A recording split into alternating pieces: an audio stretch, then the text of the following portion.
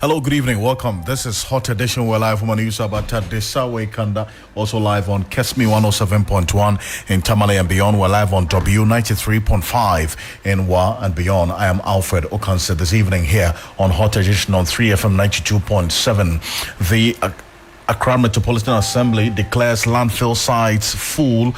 That means the Greater Accra region faces a risk of disease outbreak. We'll give you details of that shortly. Plus, PRC defends tariff hikes despite ongoing power and water disruptions. We've got details for you because in the Adan West Sege area, we understand that residents have been without water for almost 7 days. Stay with us. We've got details for you. $150 million needed to win presidential election in Ghana. That's according to the latest report by the Center for Democratic Development, CDD. We've got details for you here on Hot Edition on 3FM 92.7. Also, Charlotte Osei, as a former EC chair, calls for the amendment to the asset declaration regime. We've got details for you, as well as the latest in business and sport for the next 1 hour, 30 minutes here on Hot Edition on 3FM 92.7. We're also on Kesmi 107.1 in Tamale and beyond. We're live on W 93.5 in Wa and beyond. Your thoughts, views, comments and opinions are welcome. We're heavy as well on the happenings in the Boko municipality.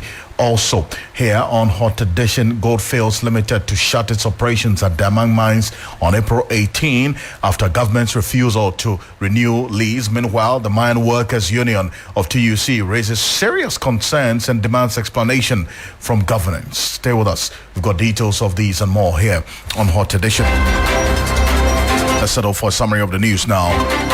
And your Nam Haliga is here. Well, in today's summary, the government has unveiled a new agriculture initiative, the Feed Ghana program to facilitate a transformation of the country's agriculture sector. The initiative seeks to boost agricultural production to feed the population, providing raw materials to feed the agro-processing factories and create jobs for the teeming youth. The Ghana School Feeding Program Secretariat has begun a broader restructuring under the direct supervision of the Ministry of Gender, Children and Social Protection. The reforms, the Secretariat said, were to decentralize operations and enhance quality of meals provided to school children and ensure consistency and timeliness in catering compensation. Now, President John Dramani Mahama has given an assurance that the peace mediation process being led by the Asantehene Otumfuo Seitu II will resume next week as part of intensified efforts to restore calm in the Boko area. Before I go, the Gold Board has announced that all gold trading licensing issued by PMMC or the Minister for Mines, except those held by large-scale mining companies, are no longer valid. This follows the passage of the Gold Acts, thus Act 1140, which was approved by Parliament on March 29 and signed into law by the President on April 2. That's it for the summaries.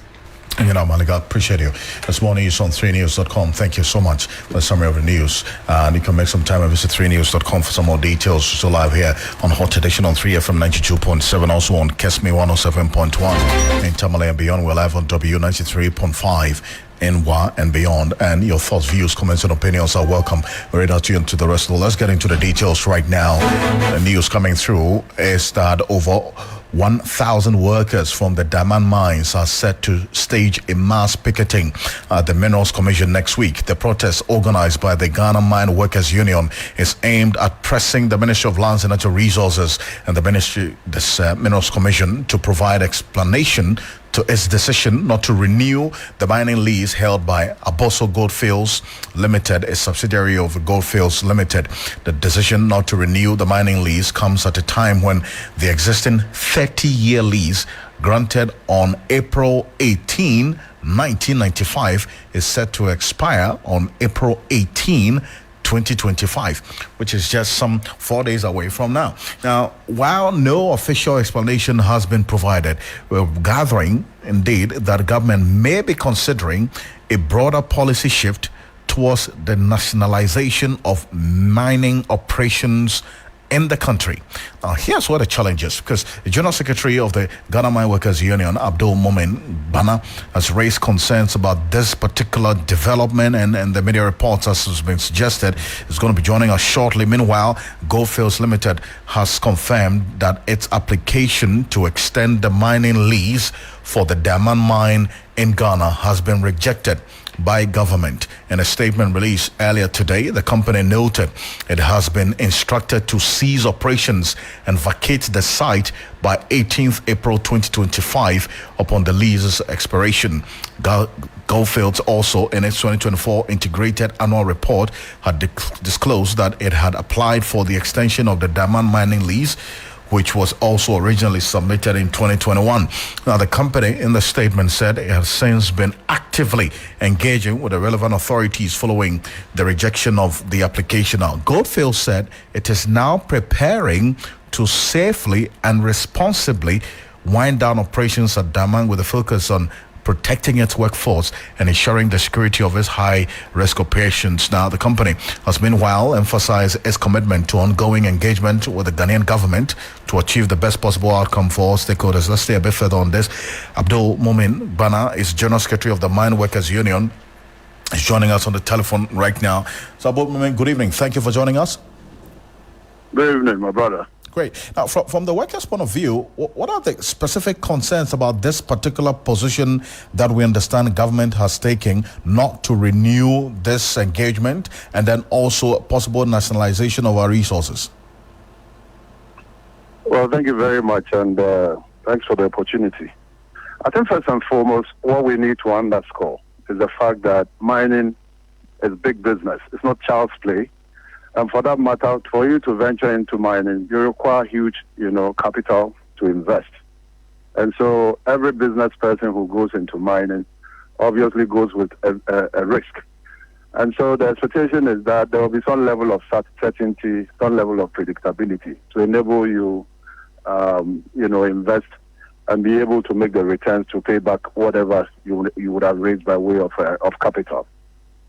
And for that matter, I believe that GOLDFIELDS came with that agenda. They came with the idea that they're going to invest long term with a view to creating value, not just for the shareholder, but also for our country, Ghana, and also by way of employment, workers get to get some employment from GOLDFIELDS. Now, the decision by government to not to extend the mining lease, I'm unable to establish why that will happen. But if the only reason is because the mining lease has come to an end or is expired, and that is the premise on which the mining lease will not be extended, I find that quite problematic.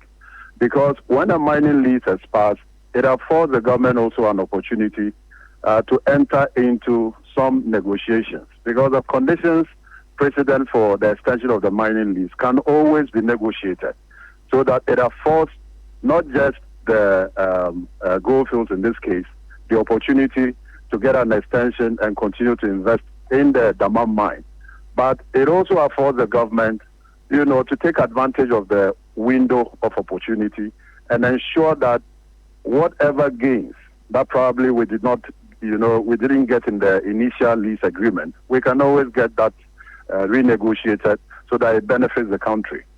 So as it stands now, as workers, like you rightly indicated, over 1,000 workers, their fate, and for that matter, what the future holds for them, is not one that you can guarantee. But you are asking yourself, what is the alternative to government's decision not to extend the mining lease? Is government throwing all these teeming young men and women onto the streets? What are the alternatives? If you do not have immediate alternatives to mitigate the impact of your decisions, we think that this decision is quite unfair under the circumstances. If there's a broader view about how the mineral resources of this country should be managed, that is entirely a different, subject matter or a conversation altogether. Then in that case, government will have to come up with a more comprehensive view about how the mineral resources of this country will be managed going forward, so that you can communicate more clearly, not just to the outside world by way of the investor community, but also your internal stakeholders by way of the workers who work for these companies. Because today is Goldfields, whose mining lease has run to an end, and government says I'm unable to extend. What happens to all the other mining companies in the industry? And what happens to prospective investors who are contemplating on getting into the mining market? So it raises a whole lot of confusion in the minds of the investor community, in the minds of workers who work in the industry, and for the host communities within which these mining companies operate. So government ought to pause and engage Goldfields. If there is a much bigger agenda about how we nationalize our mines, and that is the broader policy direction for government, even that will require some stakeholder consultation so that we are all clear in our minds that going forward, this is the way and manner the mining industry of Ghana is going to manage. I see. And that point that you end is where I'm going to pick it up from. So that, I mean, if these media reports were monitoring is anything to go by, the option government is looking at is the nationalization of our resources, our mining operations as a country. From where you sit and based on your experience in this area, is it a viable option that government should be looking at? Well, we have some history behind us. I mean, in the 80s, we had what we call the state gold mining corporations. Virtually all the mines that we have today, whether in Takwa, in Bogoso, in Aboso, or in Obuasi, these were all state-operated mines. And it didn't appear we got the best out of the decision by government to run the mines all by itself. I mean, if you look at what we went through within that period and what we are going through today, I can say without any shred of doubt that we are better off under this current arrangement. And so it depends on what kind of interventions government is putting in place. If you want to nationalize, you just don't nationalize without putting in the right structures in place. At the end of the day, if you are not careful and you go under an agenda of nationalization, you may just have some individuals who would take over these assets and then line up their pockets to the greater disadvantage of all of us. And so it's important that if that is the agenda, what are the systems that government intends to put in place so that at the end of the day, the outcomes of your nationalization agenda benefits the entire nation. If those arrangements are not put in place, I can assure you that a wholesale nationalization agenda will not inure to the benefit of this country. The underlying consideration in this whole nationalization option from our sources close to this conversation within government is to, as it were, increase local content and then also the local ownership in our extractive industry. Isn't that paramount, one that should be also be looked at in the scheme of things? Yeah, that's what I'm saying, that yes, you can pursue an agenda to localize. That is in the right direction.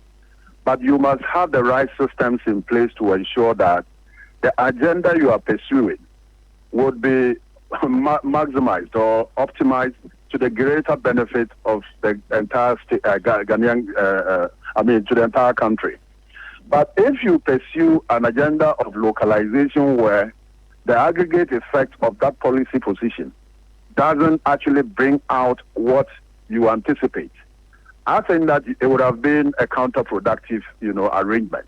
And that's why our view as a union is that, look, if you have any broad policy position which is geared towards local participation or greater local participation, and for that matter, there is a gradual shift towards nationalization, then you need to carry everybody along so that we get to that point where we believe that, look, this policy direction is a direction that would bring in maximum returns to the country.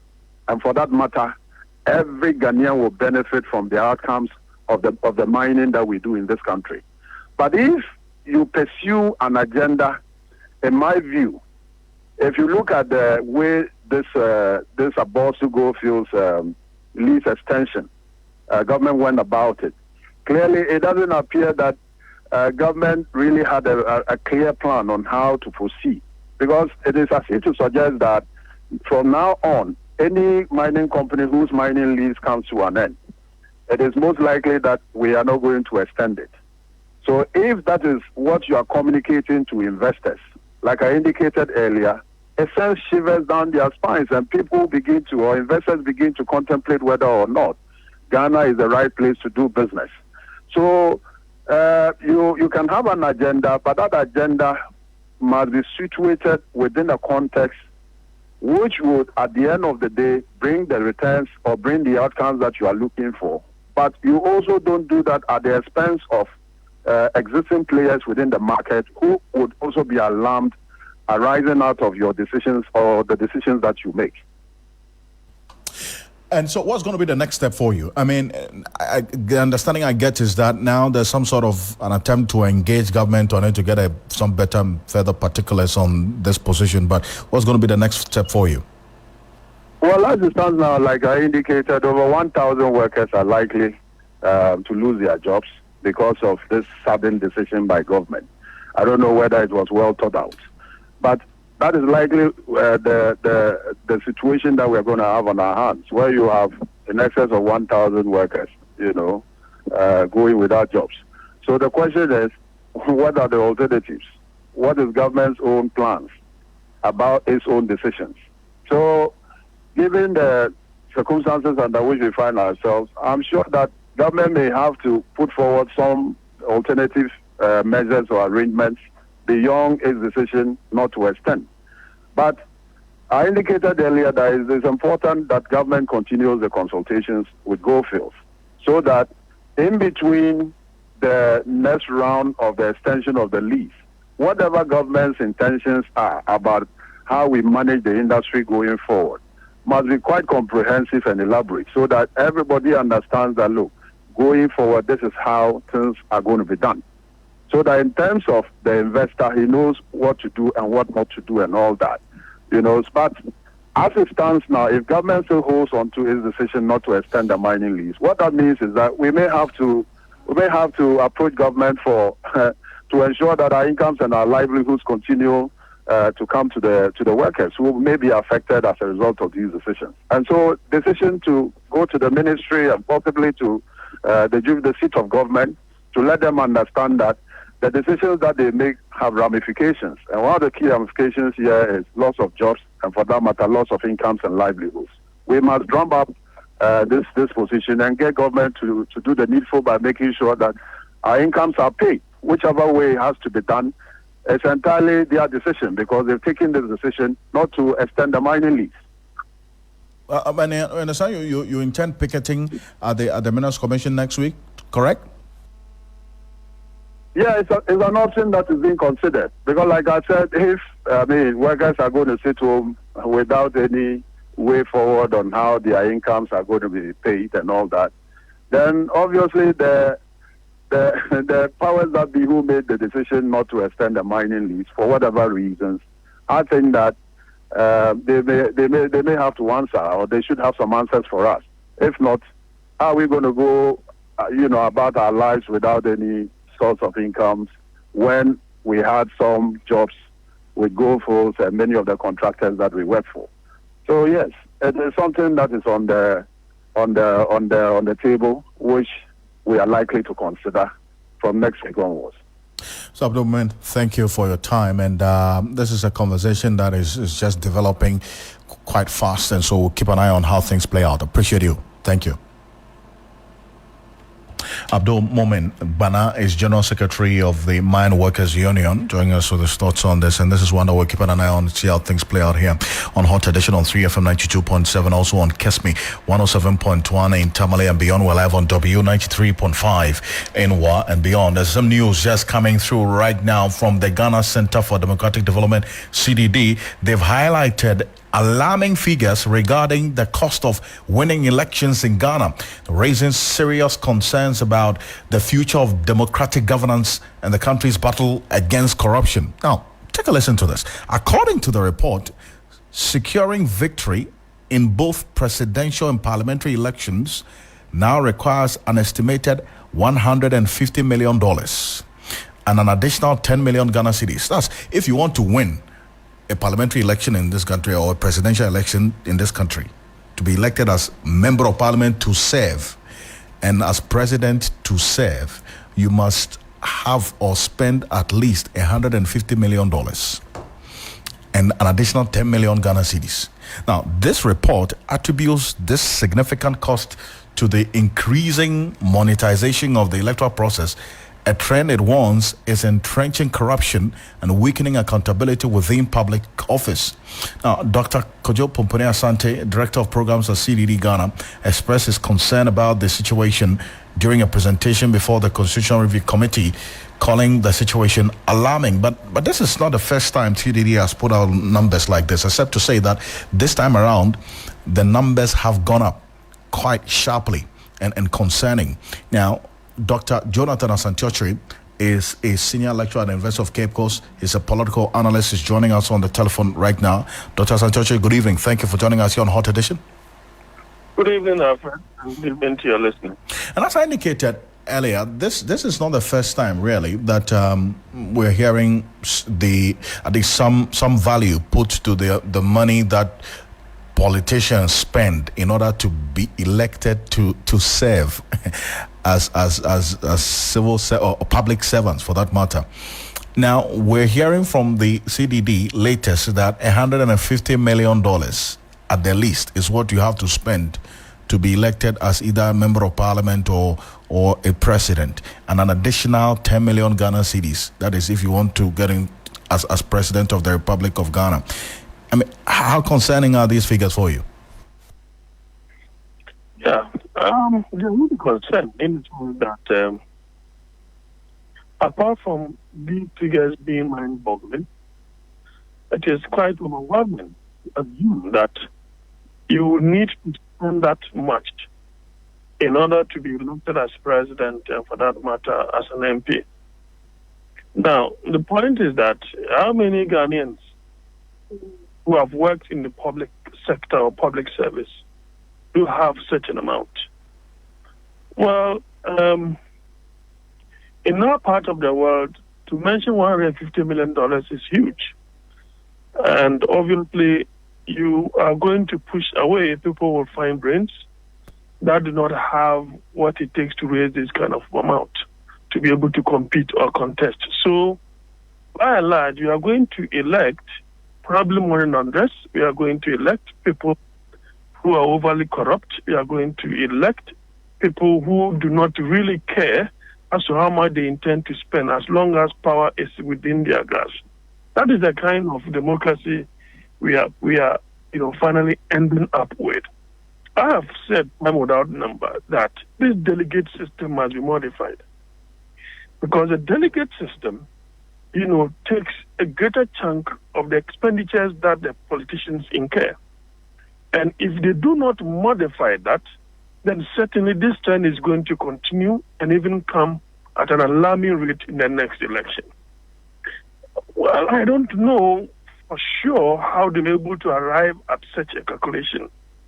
But what this means is that an individual cannot single-handedly do this. So that individual will have to, spread his or her tentacles to be able to rope in financiers. And that person may not be so much bothered about who the financiers are or where the money is coming from. Whether it's coming from the mining, the gamsayers, whether it is coming from money launderers, whether it's coming from, ritualists and so on and so forth. As long as they'll be able to raise this kind of huge money, they are good to go. They just want to have power. And that is it. And we need to also bear in mind that if somebody is going to raise that kind of money to be able to expend and take care of his or her campaign and to win, it means that they will have to find a means of recouping that money back into their coffers or back to where they got that money from. And that could be either giving out juiciest contracts to people who financed, and then, of course, it will be corruption-ridden. Apart from that, procurement processes and other things could easily be loosened to ensure that these people have a way of recouping the expenditures they would have incurred in the course of the process of getting elected. And you will see that there is going to be a correspondent increment in the debt profile of the country. Because as long as contract prices are overrated, overpriced, it will go back to the state. It will go back to the state. So there is that corresponding measure between financing this political campaigning and then the debt profile of the nation going up.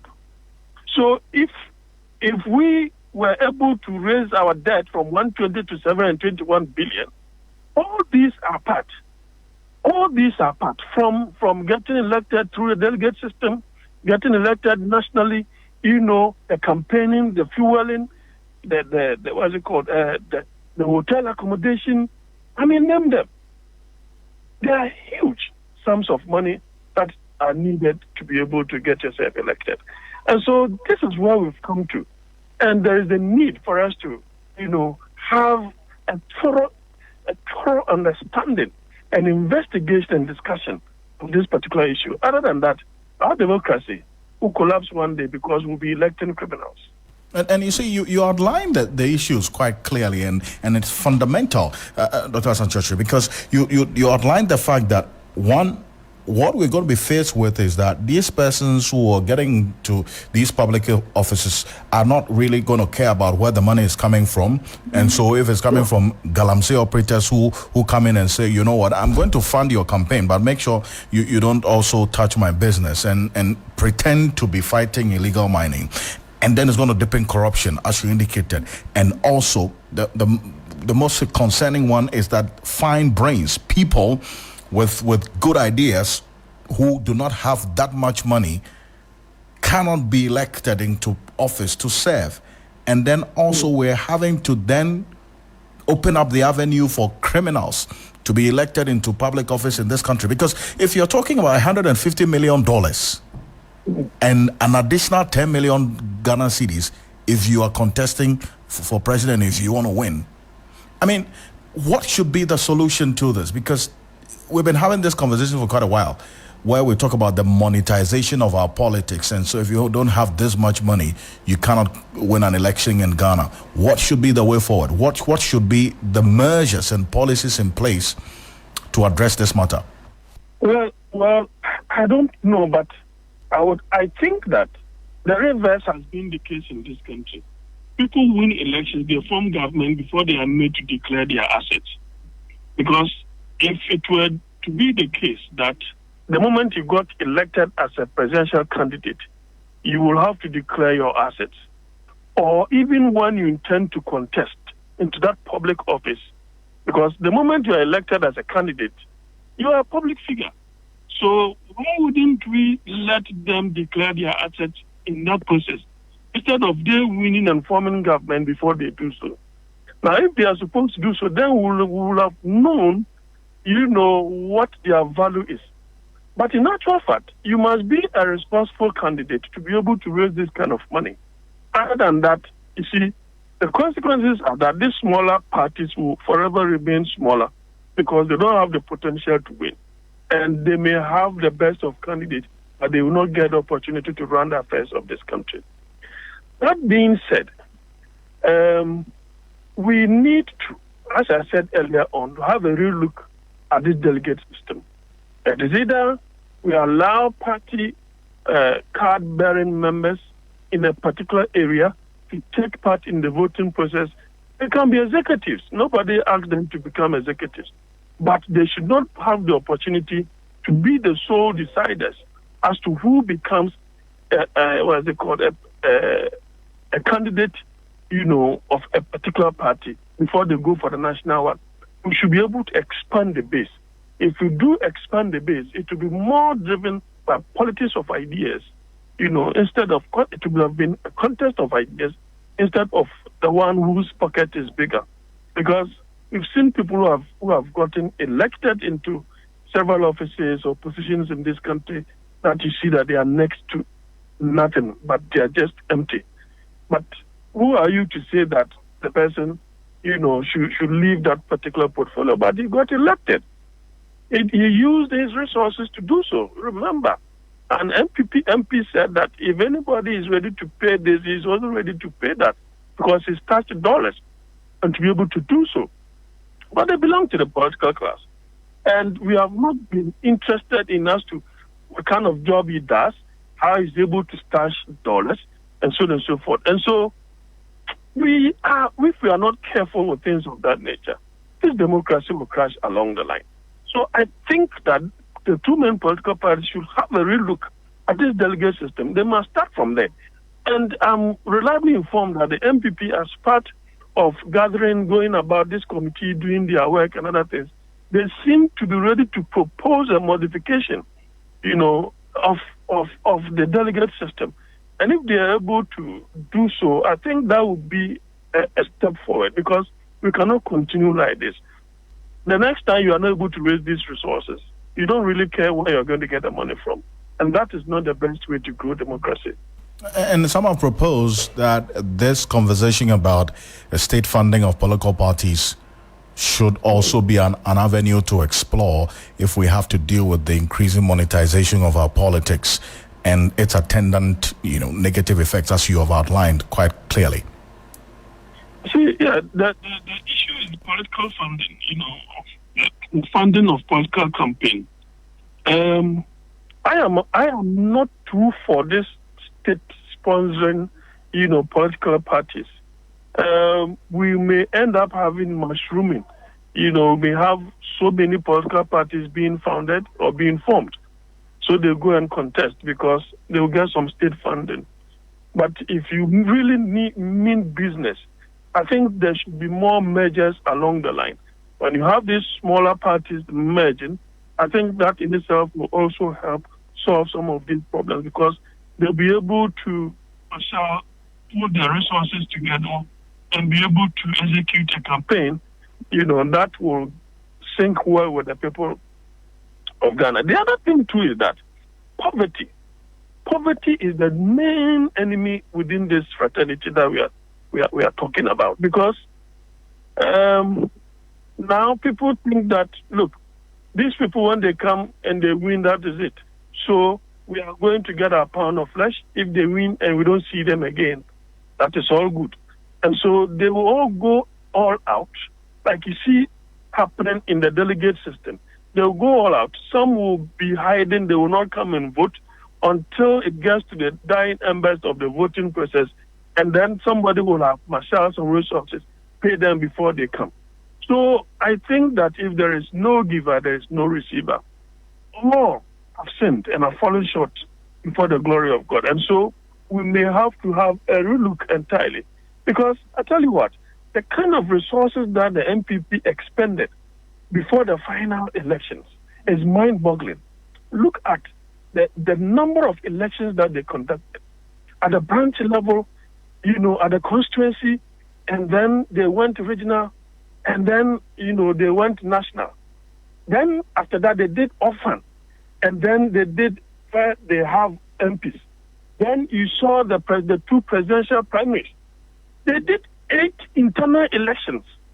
And you know that every level of election, you create acrimony, and they're going to spend a lot of money. So we need to have a real look at some of these processes. Other than that, in the internal processes leading to the election for the external one, if we do not have a real look at some of these things, I think that our democracy will not survive. And we are just going to be electing criminals. But it's not an issue just with the NPP. You saw it as well play out in the NDC. They also had their own internal elections where resources were visibly at play, is it not? I mean, money sharing was also captured. So it's a collective political problem, or a sin, as you have described it, that has to be addressed. Certainly, but maybe because they were in opposition then, you could see that they were quite moderate. You remember how much it was alleged that Dr. Baumia raised for 800,000 people, 400 cities per head. Mr. Kennedy also raised about 300, we're told. And if you do the multiplication, I mean, how is that possible? So the CDD's report may not be far from wrong. It is indeed, some, I think, figures that we need to interrogate. I think that it is bordering on factual, some kind of accuracy in terms of the figures that they are giving out. Because if you do that multiplication, that was for the internal. Look at the external one as well. So the two main political parties, yes, they need to have a relook at that, because in the political class, they decide not to give money, and they are disciplined along that line. So the delegate, how are you going to have access to that money? And I think that is the best way to go. If you need to pay money at all, that money should be routed through the party, so that the party will be the one giving that transportation and accommodation, not individuals doing so that individuals who are caught doing so are disqualified from the process. But the political class will not have what it takes to crack that whip, because they believe that it could create some kind of internal confusion. But as long as the contestants, the politicians, decide that, or the party decides that everybody is supposed to give this money to the party, let's say 1 million Ghana cedis per contestant, these are the number of delegates coming. This is what we are going to give, as some of those coming from this direction, coming from that. And that is where it should end. If that happens, then it means that it's an official kind of honorarium given. And it's not as though the one who has more money giving more money. You give 1,000, I give 2,000. You give 2,000, you give 3,000. No, that's not the best way to go. I think that thing should be modified, and the payment system should be done through the party. Because whatever be the case, these people, some of them may not be working. And as long as he is coming to come and vote for someone that he believes that is going to occupy a position, he will have to demand something. But that should go through the party, and the party should give, that kind of honorarium to the delegate, so that will reduce the corruption in that area as well. Dr. Jonathan Church, I appreciate you. Thank you so much for joining us here on Hot Edition. It's live here on Hot Edition on 3FM 92.7. Also on Kesmi 107.1 in Tamale and beyond. We're live on W93.5 in NY and beyond. Now, if you're just joining us here on Hot Edition, the story just coming through, developing quite swiftly, is a new report by the Center for Democratic Development, CDD Ghana. They've highlighted alarming figures regarding the cost of winning elections in Ghana, raising serious concerns about the future of democratic governance in the country's battle against corruption. According to this report, which we have a copy of, securing victory in both presidential and parliamentary elections in Ghana now requires an estimated $150 million. If you do not have $150 million, don't dream of, in fact, going into elections in this country or contesting for parliamentary elections, just for the parliamentary. Now, if you want to contest as a presidential candidate and hopefully stand a chance of winning, in addition to the $150 million, you must have an additional $10 million to add to that.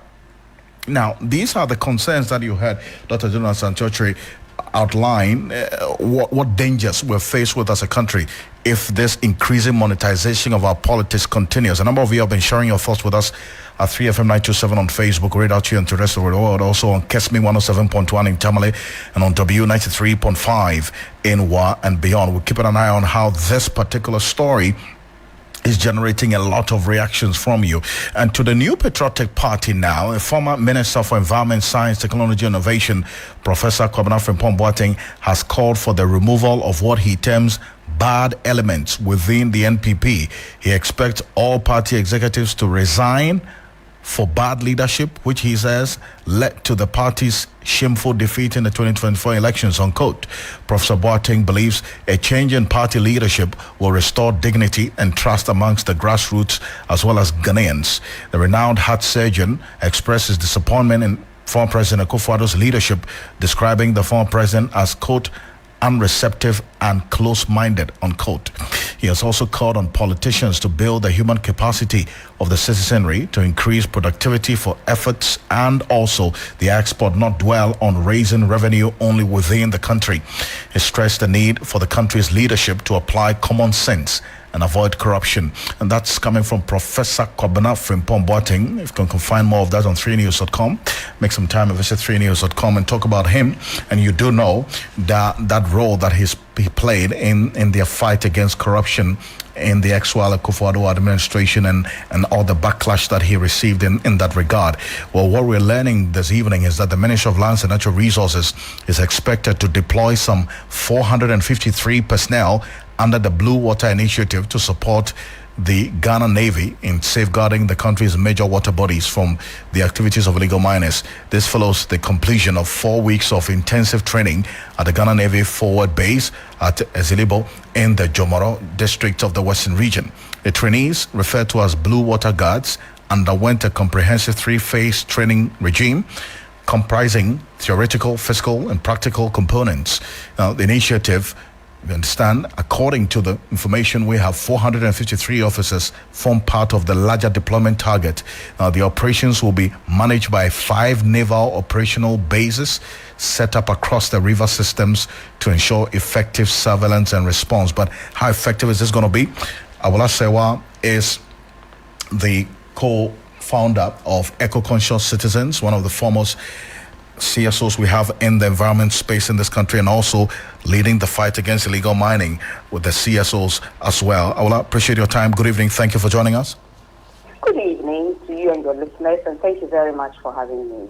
You had earlier expressed some disquiet about this whole Blue Water Guards initiative and how it's going to be effective in the fight against illegal mining. Well, we understand that initial batch of 453 officers, which forms part of a larger deployment target of 2,000 water guards, are going to be deployed before end of the month. Still convinced, or your position is still unchanged?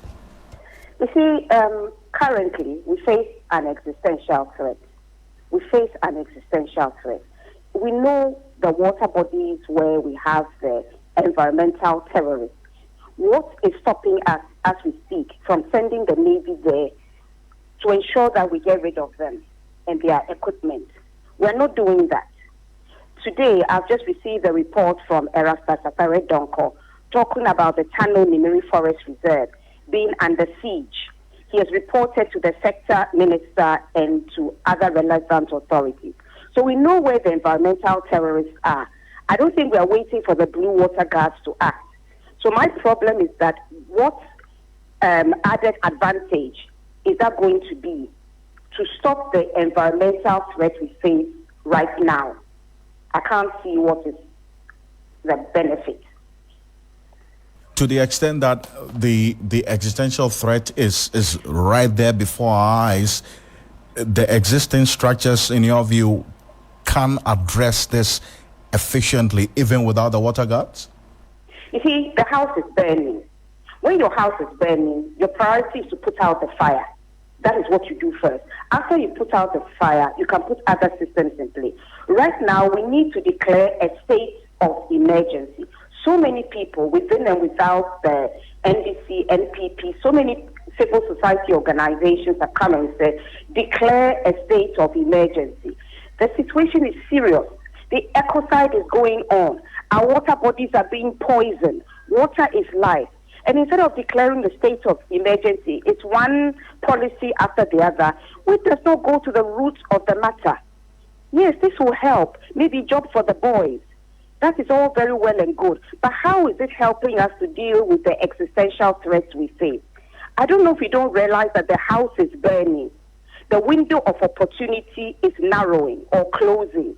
We need to declare a state of emergency yesterday so that we can regain our water bodies. As we speak, River Akombra and others have been diverted. Are we waiting for the Blue Water Guards before we go and do something about it?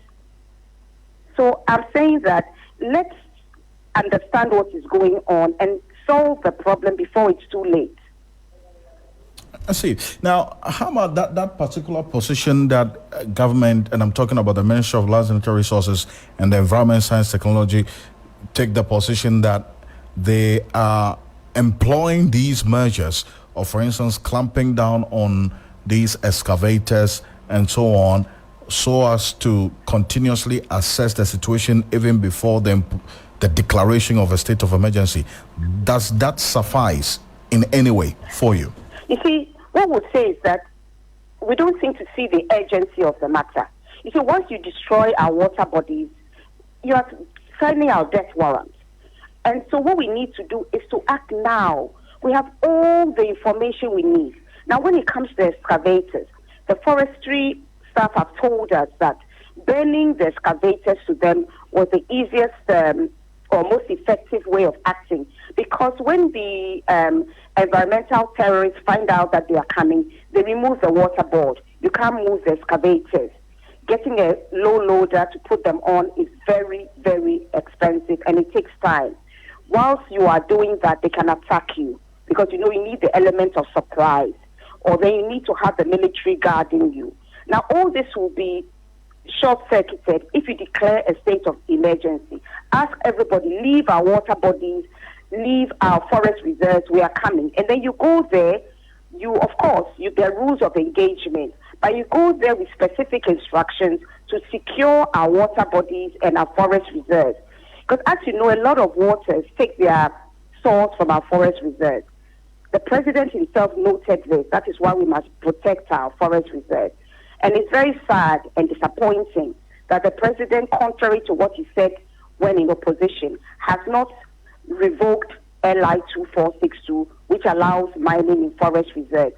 What is before Parliament is an amendment which does not really solve the problem, because it allows virtually unfettered access to our forest reserves. So we are appealing to His Excellency the President to understand what is going on, protect Ghanaians by declaring a state of emergency. We've said that they are environmental terrorists, so the blue water guards cannot fight them. Declare a state of emergency. Let those who have been trained, our armed forces, the army, the navy, air force, let them deal with the situation. And after they've cleared out these terrorists, then we can think of what we can do to ensure that they don't return to our water bodies and to our forest reserves. We'll need the engagement of the community and any other organizations to help. But for now, let's all focus on putting out the fire. The house is on fire. And I wanted to hold on a bit. Can I take a listen to Dr. Murtala Mohammed, who's the Minister in charge of Environment, Science and Technology, also responding to the concern you just raised about the LI 2462 and the declaration of the state of emergency. Take a listen. Personalize it. That it is my brother's thing. No. I'm not personalizing. No, but that's what you just said. You just said that. No, you can't blame the Minister for Lands for and debate, particularly coming from civil society organizations, which was people going to mine in forest reserved areas. And we all do know that the reason why the government did that was not for the purposes of just protecting our forest area, but to give a particular company, the authorization or the right to mine in areas for whatever reason that is known to the government. So these are some of the issues we are looking at. In this instance, you have to throw away the water and with the baby in it. No, but mind you, there are aspects of it which is also very, very Which good. aspects are good? Even look at the EPA. The EPA didn't. In fact, that comes to the last point you made. Initially, the EPA virtually permit or certification was just the last resort, that people can just go and get the other, license or other permits to mine. But with the new law, the EPA permit now is a condition precedent. Yes. That you need to have that before you can even be considering going to. Because mind you, the other permits that you get falls under one ministry. But with the EPA, it falls under a completely different ministry. In this case, Ministry of Environment, Science and Technology. So that alone created an inselbeck on the way of those who wanted to abuse that aspect of the law. Take our Constitution today. There are a lot of, provisions in the Constitution that we now have problems with. Provisions that we never had problems with when the Constitution, this 1992 Constitution, was enacted into law. But any law at any point in time, people will raise concerns. It is possible that we would have just completely repealed this and come out with a new law that my brother, Dr. Kena Achigbe, would have been very happy with. Maybe within 1 year and 2 years, he'll sit on TV3 and say, look, I think that there is an aspect of this law that we need to take a second look. Because laws are tested based on the circumstances and events. So, also, that's the Minister in charge of Environment there, Dr. Murtala Mohammed, that laws are tested based on time and events. And to that extent, they have assessed the current LI 2462, the aspects of it which are bad and retrogressive. They have sought to repeal that aspect and then also keep some of the good parts of that same LI 2462. Does that cut it? No, it doesn't. Let's be absolutely clear. That law is not fit for purpose, and that is why it should be revoked and not amended. Even the past administration, under whose watch this perverse piece of legislation was passed, had set out to revoke it, not to amend it. For example, under the old law, you could not mine on more than 2% of production forest reserve. Under LI 2462, there's no such restriction. All they have done right now is remove the right of the president to allow mining in globally significant biodiversity areas. That's about it. And let's be clear, the mandate of the Forestry Commission, not the EPA, is to protect our forests. The EPA comes in, but it's the Forestry Commission that have the primary task of protecting our forest reserves. So all the excuses we are giving for not revoking, with the greatest respect, do not stand scrutiny. Revoke LI 2462 as the president himself promised whilst in administration.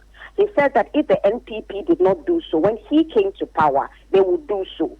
He needs to keep his promise so that Ghanaians will continue having confidence. Otherwise, the overwhelming mandate is beginning to dissipate because Ghanaians are saying that apart from the e-levy and betting tax, a lot of the promises that were made are not being kept. And let's be clear, we have revoked e-levy. Fantastic. But when we are all dying of kidney disease, of what benefit is that? What we really need to do is to be protected. Our drinking water needs to be safe. As we stand, because the drinking water is being contaminated, farmlands are being contaminated, the food we are eating is being contaminated. So that in addition to the ecocide, there are food security concerns, and there are national security concerns. These environmental terrorists, some of them are armed to the teeth. So we appeal to the president, declare a state of emergency, and show good faith by sticking to your promise to repeal LI 2462. There's absolutely no reason to keep it. Absolutely no reason. Awola, appreciate you for this. Thank you so much for your time. Thank you for having me.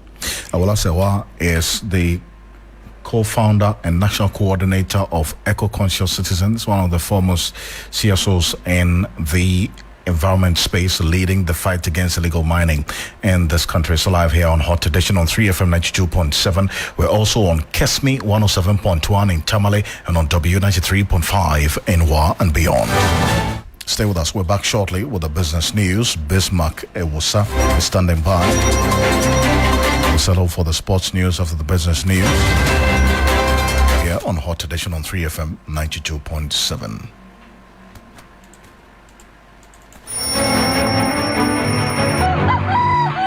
I wake up early every weekday because of you, to keep you on top of your game. Yeah!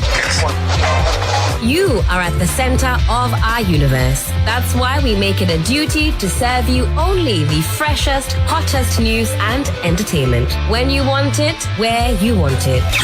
Good morning, Ghana, Africa, and the rest of the wonderful world. Welcome to Sunrise on 3FM 92.7. Start your day well informed. Start with us on Sunrise on 3FM 92.7. Catch the all-new Sunrise Morning Show on 3FM 92.7 with me, Johnny Hughes, Helen Apialbofo. Weekdays from 5:55 a.m. to 10 a.m. only on 3FM 92.7. 3FM, your urban lifestyle radio.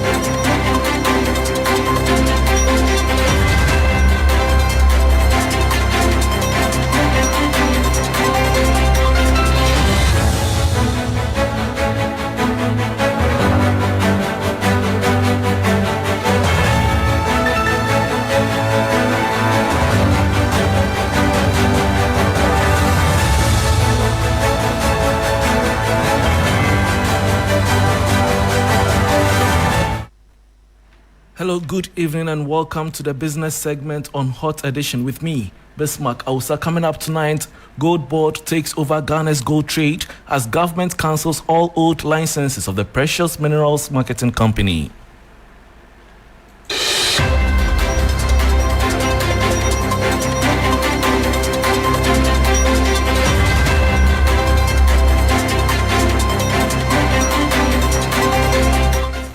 Thanks for your company. Now to the detail. The Ghana Gold Board has announced a sweeping overhaul of the country's gold trading system following the passage of the Ghana Gold Board Act 2025. Under the new law, only Gold Board is authorized to buy, sell, assay or export gold from the small-scale mining sector. The following report has the details. The country's gold trading framework has been significantly restructured following the passage of the Ghana Gold Board Act 1140 of 2025.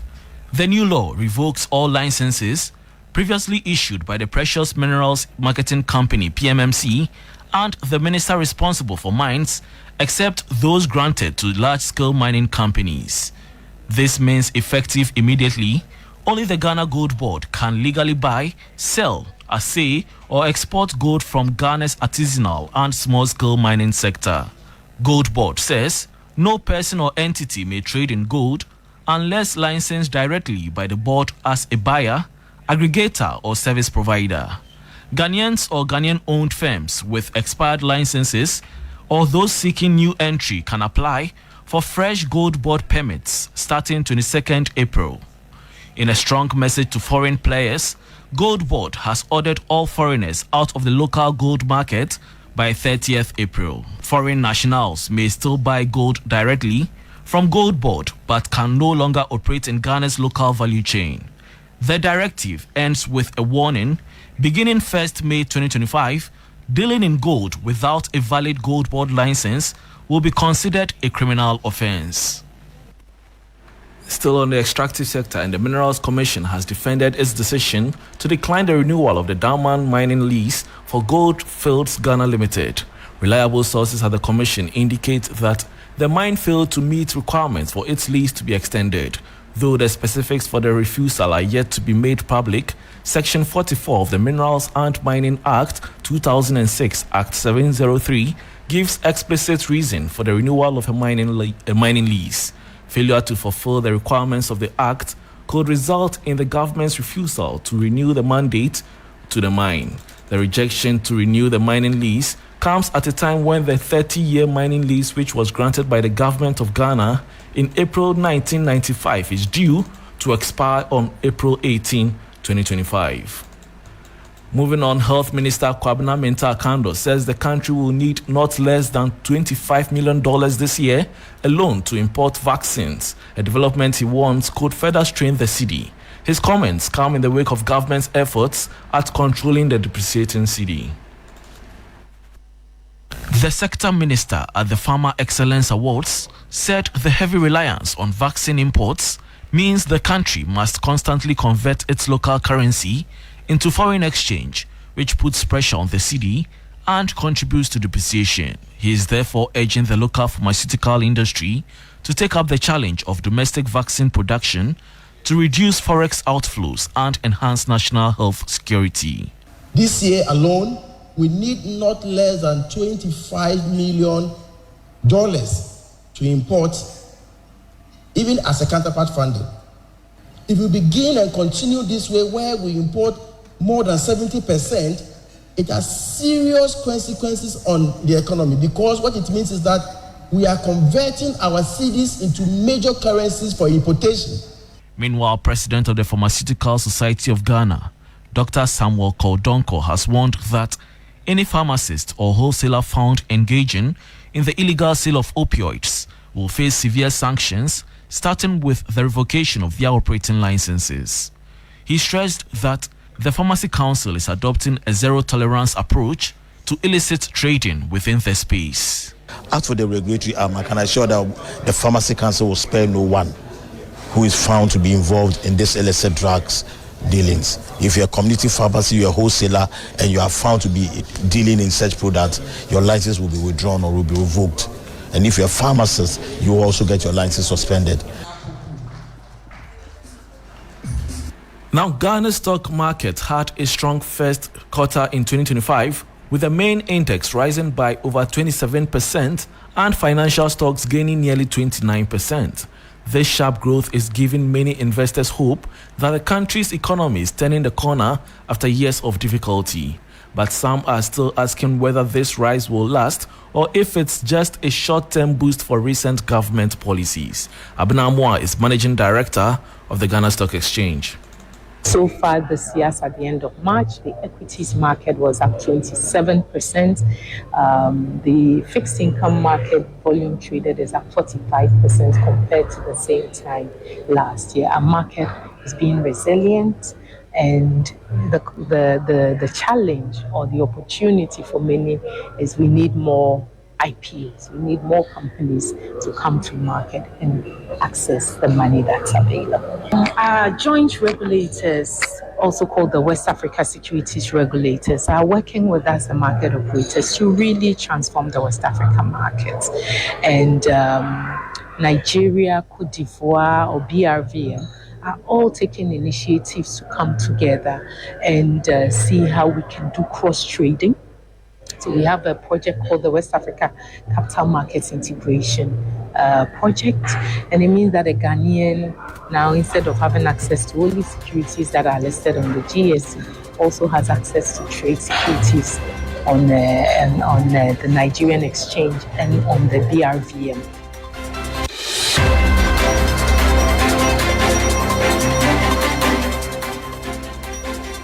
And that was Managing Director of the Ghana Stock Exchange, Abena Amoah, ending the business segment on Hot Edition with me, Bismarck Ausa. For more business stories, please check out our website, 3news.com. Reku is here for the sports. Please stay.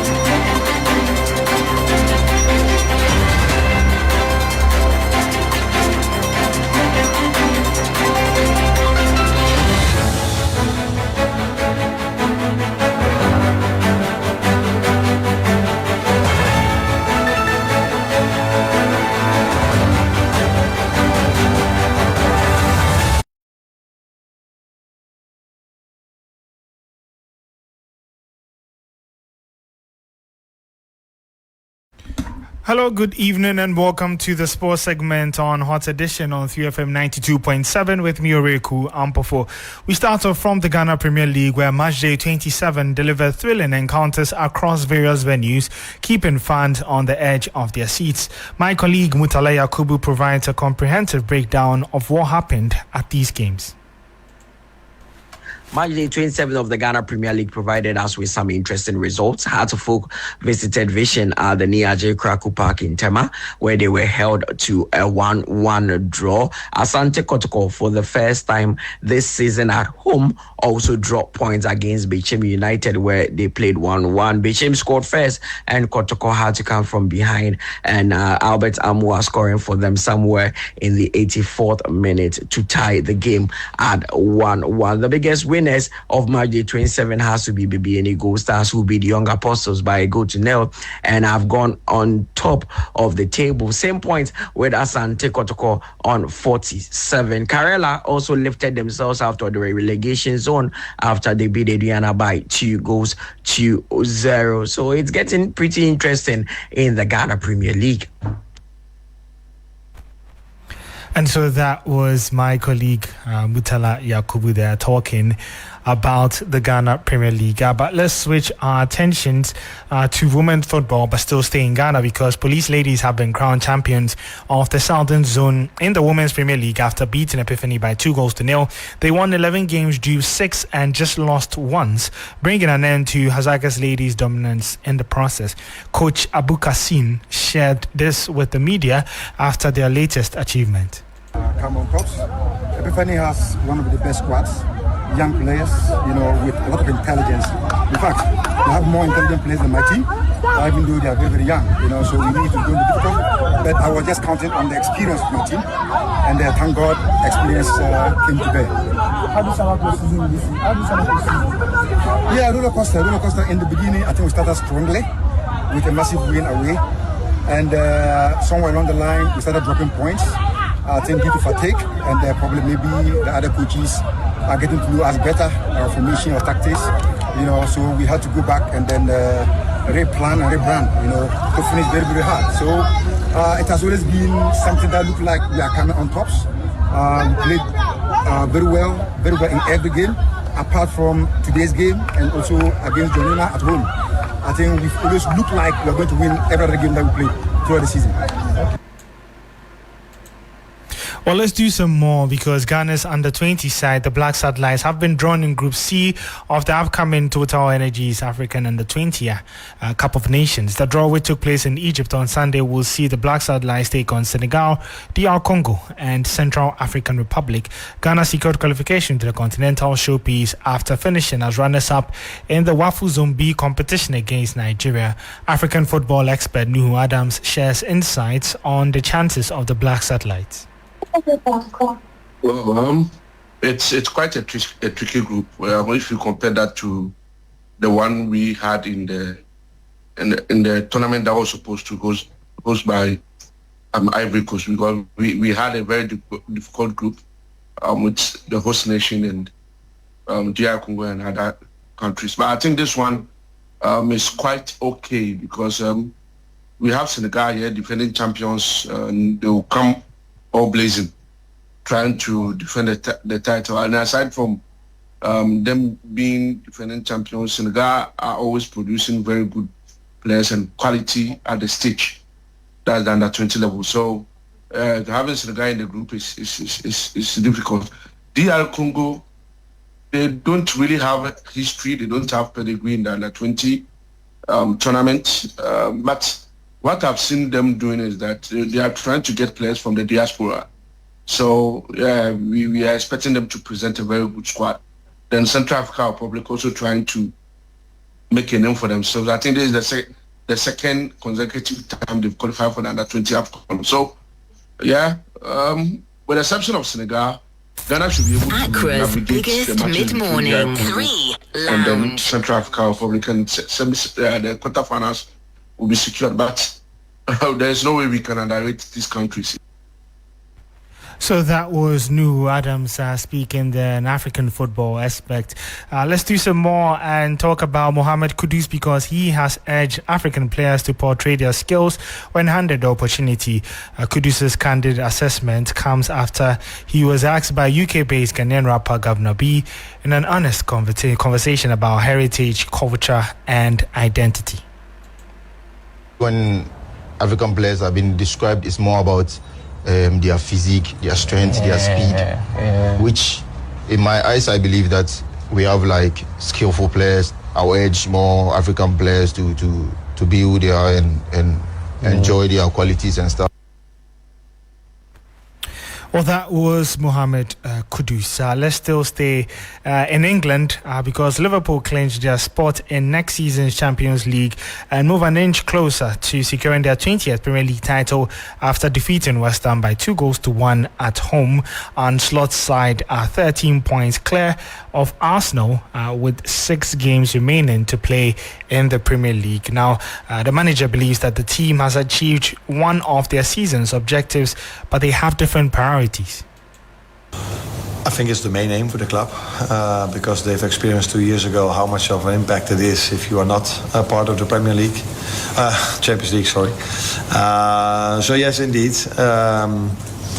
the main aim and what they told me is, look at the players, give your opinion about it, so we can go into this project in the second and the first year, but do qualify for the Champions League. And we all know that even the team that is at 16 at the moment has very good players, but the top 8 is, all of them have incredible players. So it's getting more difficult and more difficult to qualify for the Champions League. So, but to be honest, if you would have asked this question to me in the beginning of the season, I would say, oh, nice. But yesterday it wasn't I opened a bottle of wine because we qualified for the Champions League. We have now, of course, a bigger aim than only qualifying for the Champions League. Well, that was Liverpool boss and Slot. Let's do some more before we go and talk about tennis, because Carlos Alcaraz says that he is proud of how he coped with the difficult month after he fought back to beat Lorenzo Musetti and win the Monte Carlo Masters. The 4-time champion made a slow start but grew in confidence and quality to overcome the Italian 3-6, 6-1, 6-0 on clay. Let's now hear from the latest champion from Monte Carlo. Well, this honestly, this is huge for me. It doesn't matter that I've won Master 1000 before or Grand Slam before. It's always immense. Lifting a Master 1000 again, a trophy. So it's for me it is great, and this means all the hard work I put the last week or the last couple of weeks. And seeing that I paid it off is great for me, for my team, and for my people.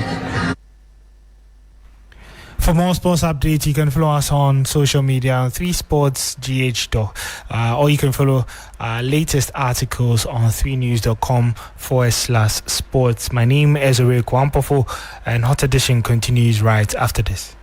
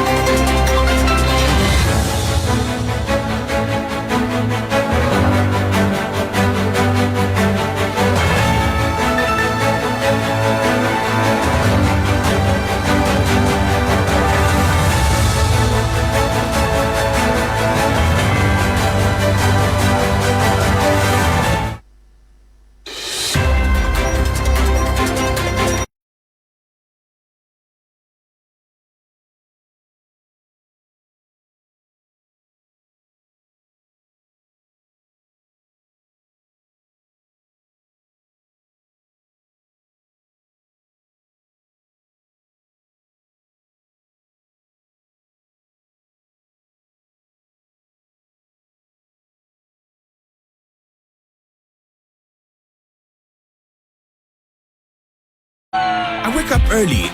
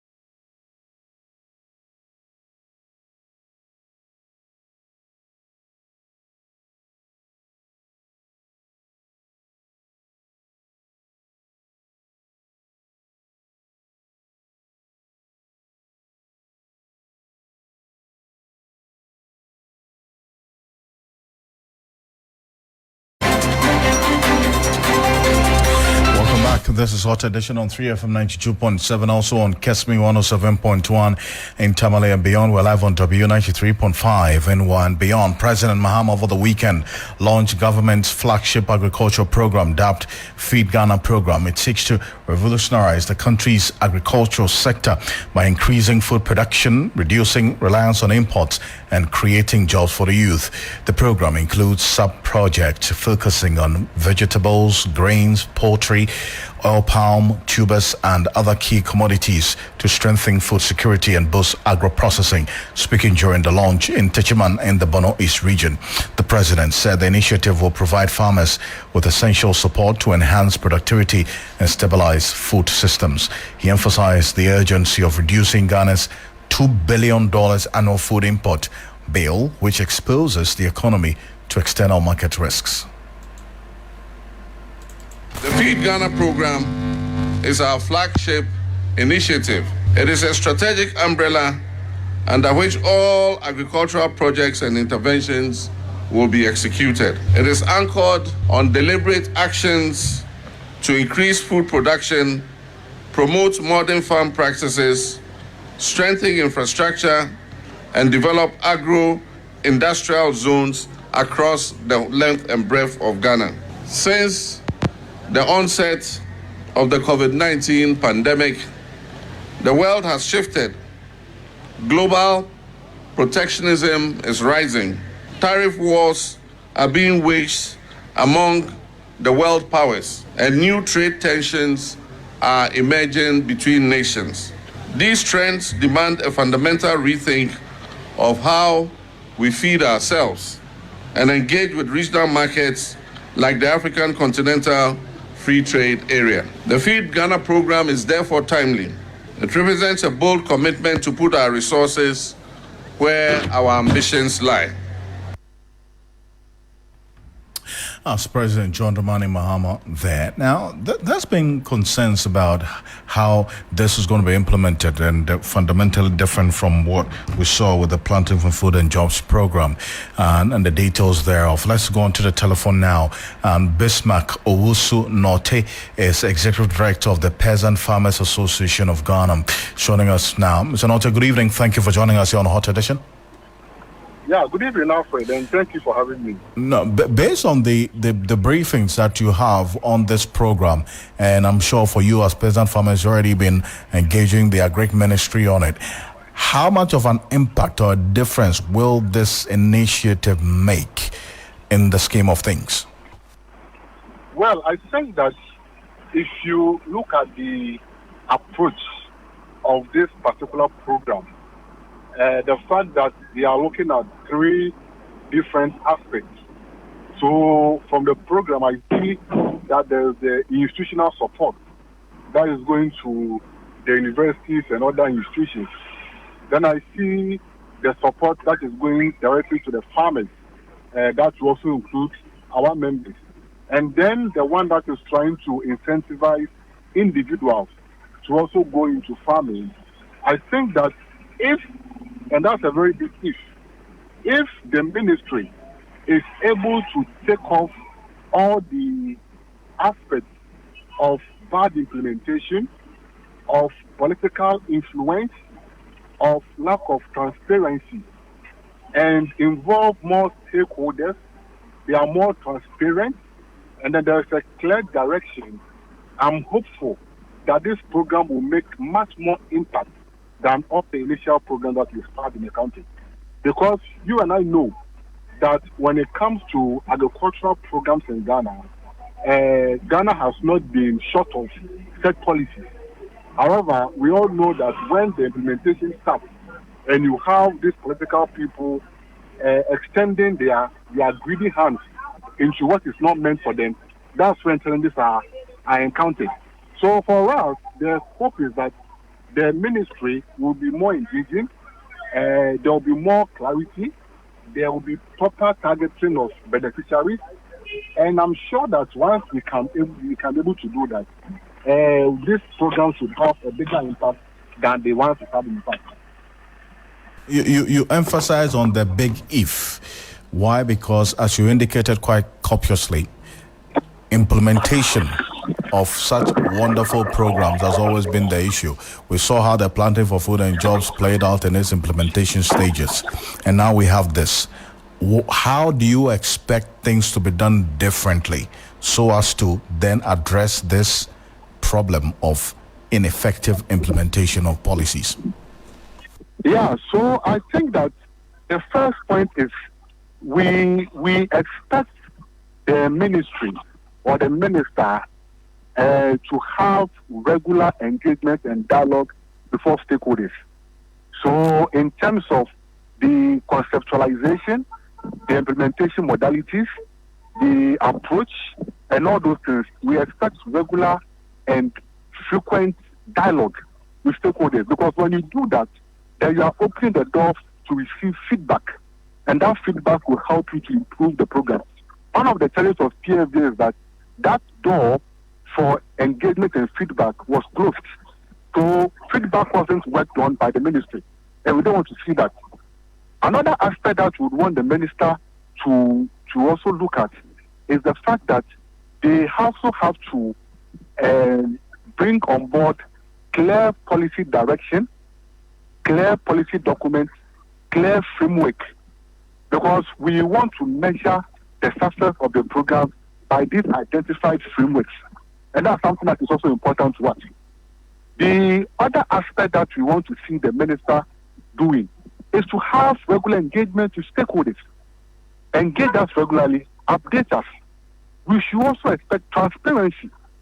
If, for instance, we are expecting that for this particular year, X number of farmers are supposed to benefit, it will be important for us to know what is the selection criteria, which farmers are benefiting, what is the mode of repayment, if any.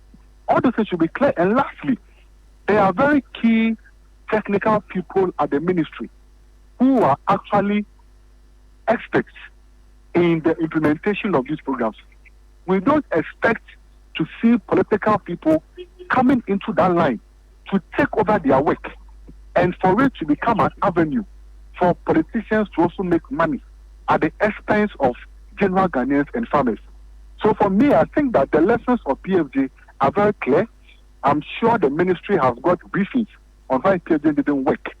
And based on our engagement with him, he appears to be very open for further engagement. So we hope that those engagements will continue. We are ready to provide feedback. We are ready to monitor and see how it's going. And we want to ensure that members also benefit. So once these are in place, I'm very hopeful that the program will get the desired impact we want as a country. I do appreciate your time. Thank you so much for joining us. You're welcome.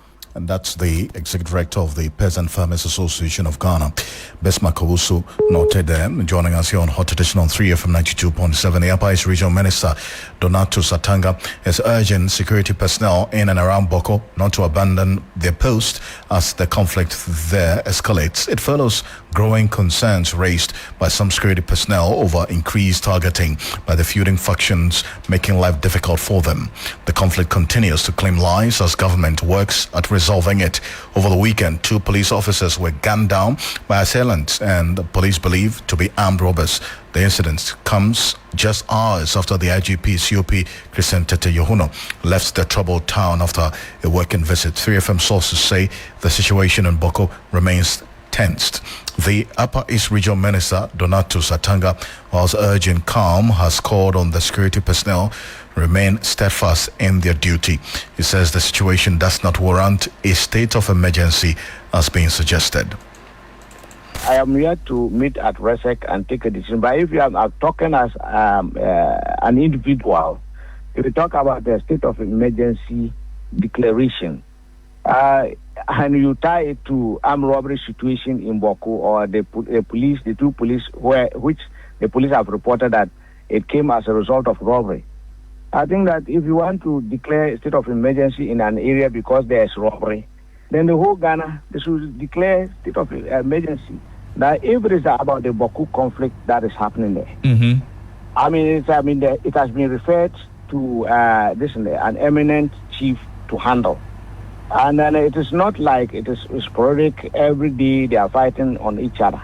It is some instance that sparks up an issue, then it is brought under control.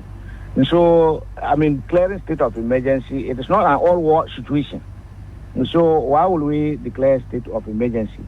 And then if you say that the police reported the 2 deaths as a robbery, and then maybe from certain quarters.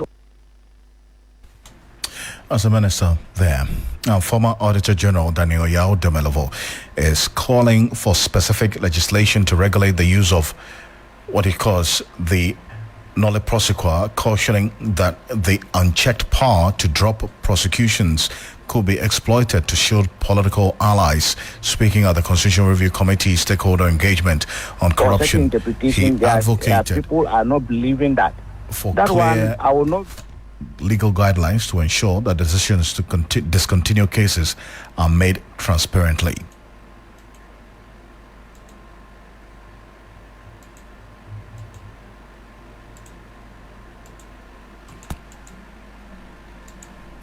We'll bring you details of that shortly here on Hot Edition on 3FM 92.7, also on Kesmi 107.1 in Tamale and beyond, also on W93.5 in Wa and beyond. On behalf of the rest of the team, we do appreciate your company.